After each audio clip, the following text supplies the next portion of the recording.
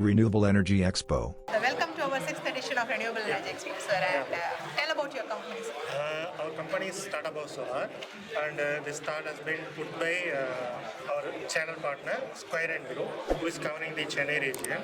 They are taking part for the installation and commissioning and servicing for the solar power projects, rooftop projects mainly in and around Chennai. Not limited to Chennai, they will cover the entire India also. They will do whatever the projects for the solar requirement in and around Chennai. So, what are the regions you are covering as of now? As of now, we are covering Chennai up to Pondicherry and this side up to Oslo. We have future plans to go down south, and they have an office in Coimbatore and Thiruvananthapuram. From there also we can cover all the solar requirements. And how was your experience, sir, in this expo? This last year also we participated. This year also we are doing. Compared to last year, there was a very much big growth, and the footfall also very high this time.